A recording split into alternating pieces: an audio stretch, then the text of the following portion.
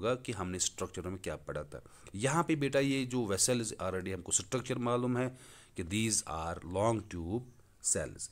ये जो वेसल्स बेटा होते हैं ये लॉन्ग ट्यूब सेल्स होती है consisting of series of drum shaped cells, जो प्लेस होती है, जो फिक्स होती है one above the other with their and walls, और जो एंड वॉल्स होते थे वो बेटा परफोरेटेड होते थे या डिजॉल्व्ड होते थे।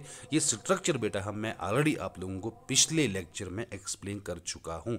फिर भी यहाँ पे जो भी हमको लॉन्ग ट्यूब वेसल्स जो होते हैं बेटा, लॉन्ग ट्यूब सेल्स बेटा मिलेगी, तो हर कोई सेल जो वेसल में होती है उसको बेटा हम वेसल मेंबर बोलते हैं। उन्हीं वेसल मेंबर्स पे बेटा परफोरेशंस होती है, ओपनिंग्स होती है उनके एंड वॉल्स पे। और जो ये यूजुअली वेसल मेंबर्स होते हैं ये ट्रैकिड्स से शॉर्टर होती है। अगर ट्रैकिड्स बेटा लॉन्गेस्ट हमने बोला था उस टाइम 90 to 100 सेंटीमीटर्स इनकी लेंथ जाती है, लेकिन इन ट्रैकिड्स से शॉर्टर थोड़ा बहुत ये होते हैं।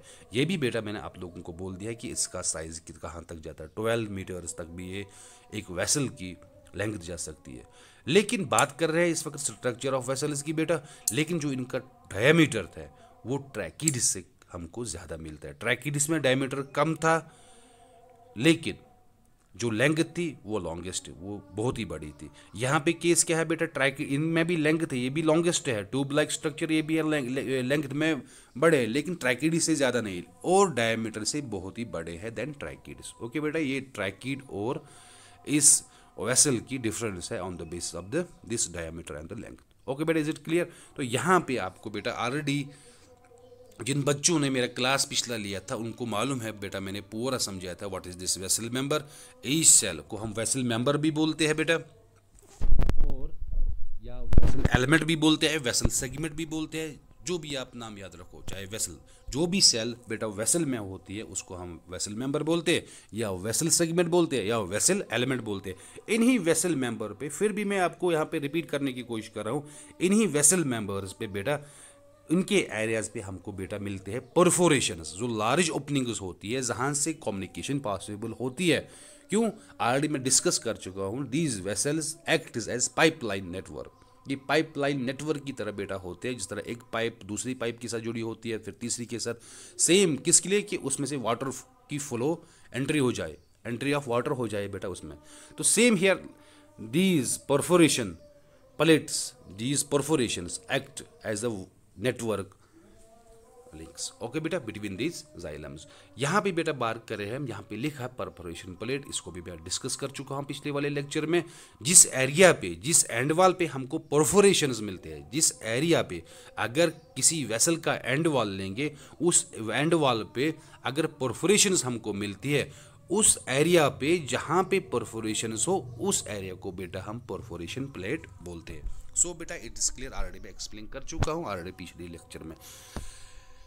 तो बेटा ये highly advanced forms cells are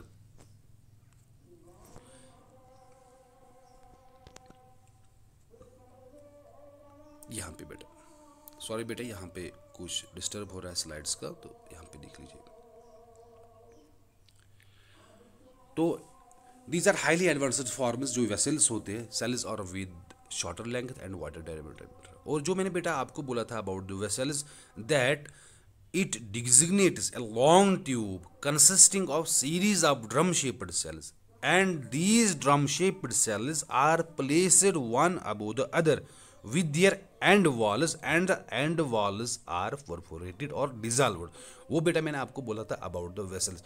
यहाँ पे आप इस बेटा इमेज में, इस डायग्राम में बेटा आप देख सकते हो जो हमने क्रॉस सेक्शन लिया है। यहाँ पे आप, मैं थोड़ा बहुत इसको जूम कर रहा हूँ, आप ड्रम शेप्ड सेल्स का स्ट्रक्चर जो एडवांस होते हैं बेटा, जो एडवांस्ड है ये बेटा, तो आप इसका बेटा देख सकते हो। और यहाँ पे एक वेसल दिया गया जिसका एंड वॉल ऊपर है, उस पे ये बेटा स्केलर फॉर्म है, स्केलर फॉर्म परफोरेशन प्लेट।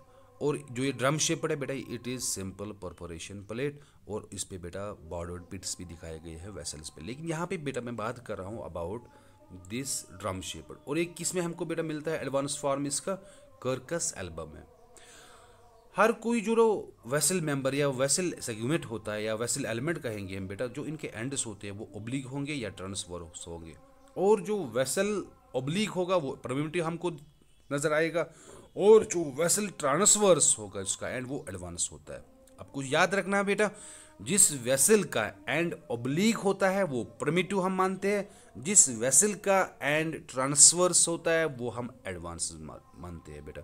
सो वेसल्स में हमको एंड जो होते हैं एंड वॉल्स, तो वो ओब्लिगेट होते हैं, ओब्लिक होते हैं और ट्रांसवर्स होते हैं। अगर ओब्लिक होंगे बेटा दैट इज देन प्रिमिटिव, अगर ट्रांसवर्स होगा दैट देयर टाइप सॉरी बेटा उस टाइम वो बेटा एडवांस हमको मिलता है। और एक एग्जांपल है, अगर स्ट्रक्चर की बात हम कर रहे हैं बेटा, कुछ प्लांट्स में हमको बेटा ये प्लांट्स ये हमको स्ट्रक्चर हमको अगर ड्रम शेप्ड यहाँ पे ये हमको tail like tip occurs, tail like structure की टेल लाइक शेप्ड बेटा होता है। जैसे कि हम बात करेंगे मैलस डोमेस्टिका बोर की, अगर एप्पल की बात बेटा हम करेंगे, उसमें जो वेसल्स होते हैं जस्ट लाइक दिस स्ट्रक्चर बेटा दिया गया है, आप इसको देख सकते हो।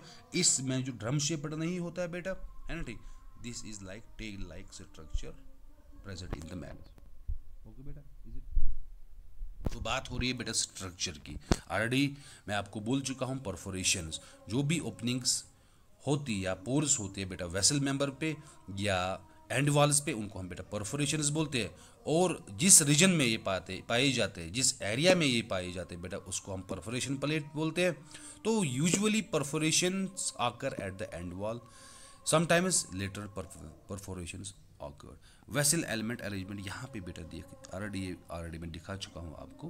तो this is the vessel member, और इन्हीं वेसल मेंबर पे बेटा परफोरेशंस होते हैं, और जिस एरिया पे ये पाए जाएंगे that is the vessel perforation plate. Is it clear बेटा? So next slide. तो अब हमको on the basis of this, on the basis of the presence of plates, presence of perforations on the end wall, उस पे बेटा हम इनको perforation plates को डिवाइड करते हैं, क्लासिफाई करते हैं। पहला वन हमको बेटा मिलता है सिंपल परफोरेशन प्लेट, और दूसरा हमको मिलता है मल्टीपल परफोरेशन प्लेट, तीसरा हमको मिलता है स्केलरिफॉर्म परफोरेशन प्लेट, चौथा हमको मिलता है परफोरेशन बार, पांचवा हमको मिलता है रेटिकुलेट परफोरेशन प्लेट, और लास्ट वन हमको बेटा मिलता है foraminate type perforation. Simple perforation plate बेटा हम सिंपली बोलेंगे इट इज एडवांस फॉर्म, जिसमें एक ही पोर, एक ही लार्ज ओपनिंग बेटा एक एंड वॉल पे होंगी, या हम बोलेंगे ए प्लेट विद सिंगल परफोर, सिंपल एक ही उस पे बेटा परफोरेशन, एक ही ओपनिंग होगी, एक ही पोर होगा, और बेटा ये एडवांस उसको हम बोलते हैं। तो अगर जिस एरिया पे, जिस एंड वॉल पे हमको एक ही परफोरेशन मिलती, एक ही पोर मिलता है, एक ही बेटा सुराख हमको मिलता है एंड वॉल पे, उसको हम सिंपल परफोरेशन प्लेट बोलते हैं।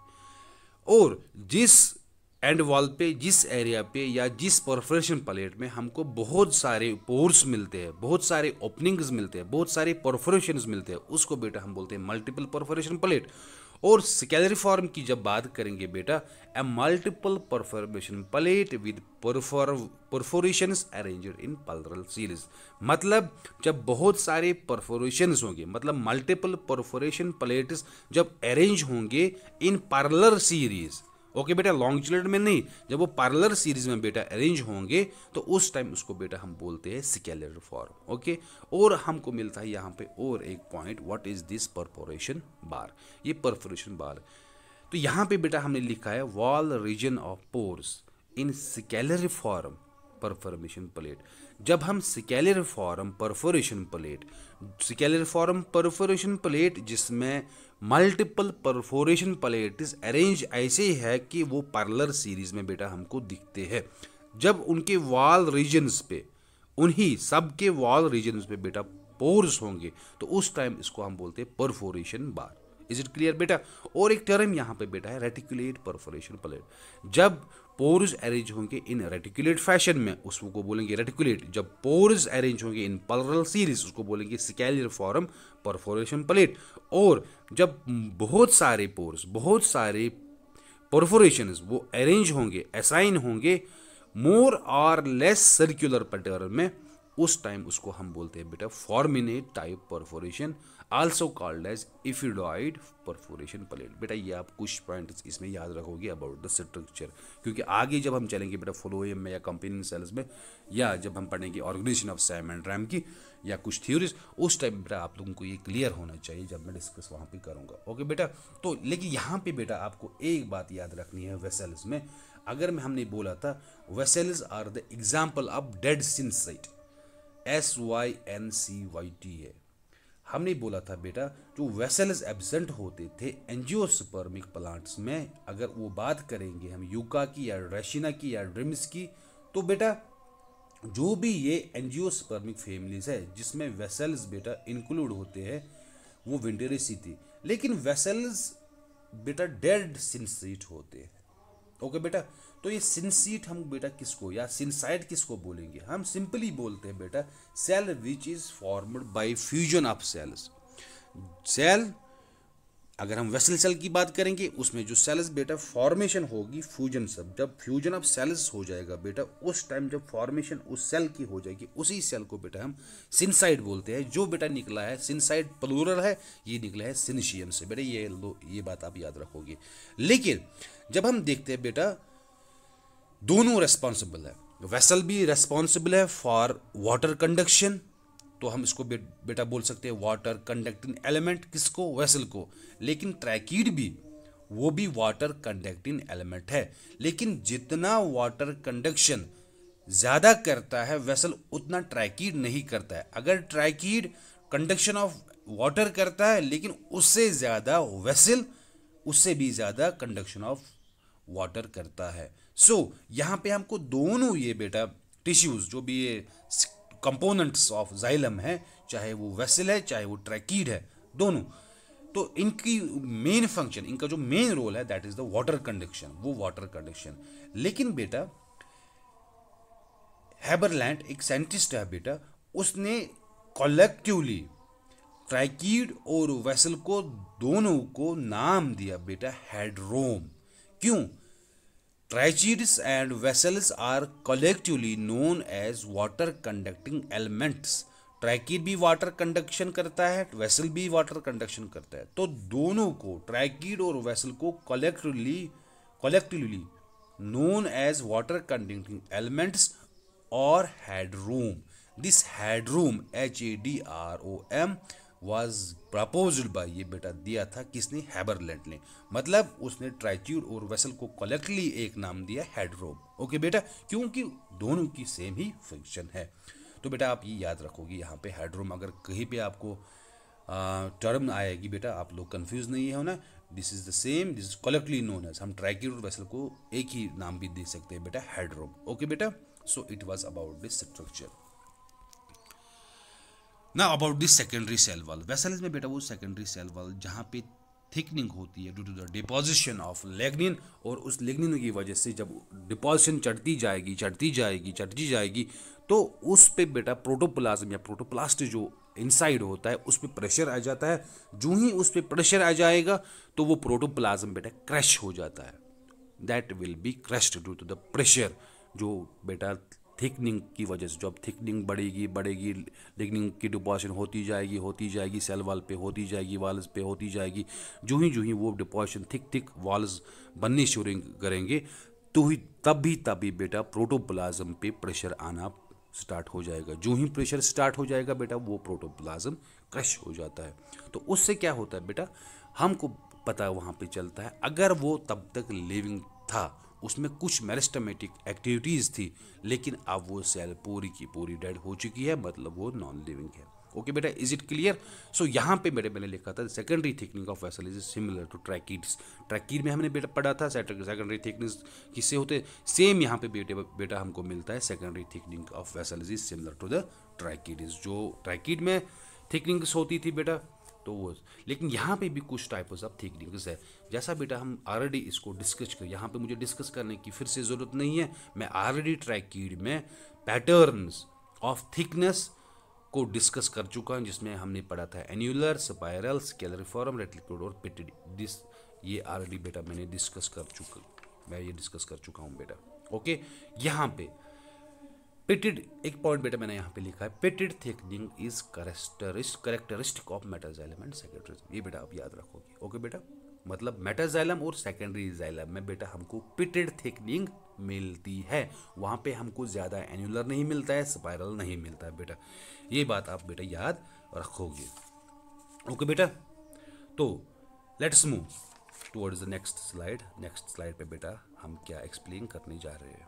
ओके बेटा, लेकिन यहाँ पे फिर से मैं बेटा आप एक पॉइंट आप याद रखोगे, जो प्रोटोजाइलम वेसल्स होते हैं दीज पॉजेस एन्युलर स्पाइरल। जो प्रोटोजाइलम वेसल्स होते हैं बेटा वो क्या पॉजेस करते हैं, एन्युलर और स्पाइरल थिंकिंग। और जो मेटाजाइलम बेटा होता है उसमें बेटा हमको मिलते हैं सिंपल पिट्स, या उसमें बेटा जो थिकनिंग होती है वो पिटेड होती है, ये आप याद रखोगे। ओके बेटा, और वन पॉइंट आपको फिर से याद रखना है बेटा, वो है प्रोटोजाइलम अगर पॉजेस करता है एन्युलर स्पाइरल थिकनिंग दोनों, मतलब अगर प्रोटोजाइलम वेसल्स उस पे एन्युलर और स्पाइरल थिकनिंग्स होती है, लेकिन बेटा उसके बाद जब उन पे और डिपोजिशन ऑफ लिग्निन हो जाएगी या सेल्यूलोज की या किसी और बेटा सबस्टेंस की, मेनली बेटा लिग्निन की बात कर रहे हैं, जब उस पे लिग्निन की डिपोजिशन होती जाएगी, ये वाले भी एन्युलर और स्पाइरल थिकनिंग्स ये कन्वर्ट लेटर ऑन ये भी बन जाते हैं बेटा स्केलेरिफॉर्म और रेटिकुलेट, जो ऑलरेडी मैं बेटा ट्रैकीड में ऑलरेडी मैं इसको ब्रीफली एक्सप्लेन कर चुका हूँ, लेकिन यहाँ पे भी वेसल्स में भी थोड़ा बहुत आपको बेटा ध्यान मिले। Okay, is it clear? और तो बेटा let us move to the next slide. Pits on xylem are commonly bordered. Pit distribution pattern varies. Pits are distributed in three basic patterns. जो पिट्स के जो सेकेंडरी वॉल में बेटा कैरेक्टरिस्टिक फीचर है पिट्स का, वो डिस्ट्रीब्यूट होते हैं तीन पैटर्न्स में, scalariform pitting, opposite pitting, alternate pitting. Okay बेटा, ये ऑलरेडी मैं एक्सप्लेन कर चुका हूँ ट्रैकीड में, ये स्केलरिफॉर्म सब कुछ बेटा यहाँ पे भी आप फिर से देख सकते हो। इज इट क्लियर बेटा? ओके, सो पिट्स को आप याद रखो, जो पिट्स डिस्ट्रीब्यूशन है बेटा तो वो तीन पैटर्न्स पे है। यहाँ पे हमको लैडर लाइक अरेंजमेंट में भी मिलते हैं, रोज में भी मिलते हैं, लेकिन हॉरिजॉन्टल रोज में भी मिलते हैं और डायगोनल रोज में भी बेटा हमको ये मिलते हैं, मतलब तीन पैटर्न्स है, scalariform pitting, opposite pitting and alternate pitting. Okay बेटा, now about the differentiation of these vessels. Primary xylem vessels are formed from longitudinal cells of procambium. Secondary xylem vessels are formed from cells of vascular cambium. Initials of vessels in both cambium is called the primordial vessel members.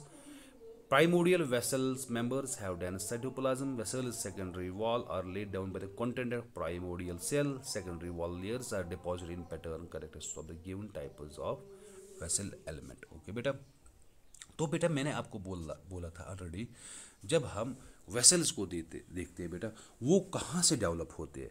सो यहाँ पे बेटा मैं आपको बोलूँगा, जो vessels of primary xylem होते हैं, जो वेसल्स प्राइमरी जाइलम के बेटा होते हैं वो डेवलप हो जाते हैं प्रोकैम्बियम से। कहाँ से बेटा, ये आप याद रखोगे, vessels of primary xylem develop from procambium. जो वेसल्स प्राइमरी जाइलम में होते हैं बेटा वो डेवलप होते हैं, वो ऑरिजिनेट होते हैं प्रोकैम्बियम से। और जो सेकेंडरी जाइलम बेटा होता है उसमें जो वेसल्स होते हैं वो डेवलप होती है फ्रॉम वेस्क्यूलर कैम्बियम। ये आपको याद रखना है बेटा, सिंपल सी बात है बेटा, जो वेसल्स प्राइमरी जाइलम के होंगे वो डेवलप होते हैं फ्रॉम प्रोकैम्बियम, और जो वेसल्स सेकेंडरी जाइलम के वो डेवलप होते हैं फ्रॉम वेस्क्यूलर कैम्बियम।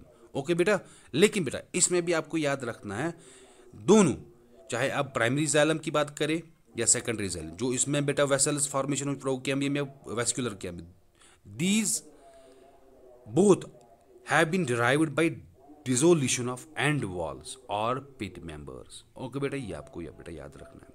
ओके बेटा, इज इट क्लियर? सो हम बेटा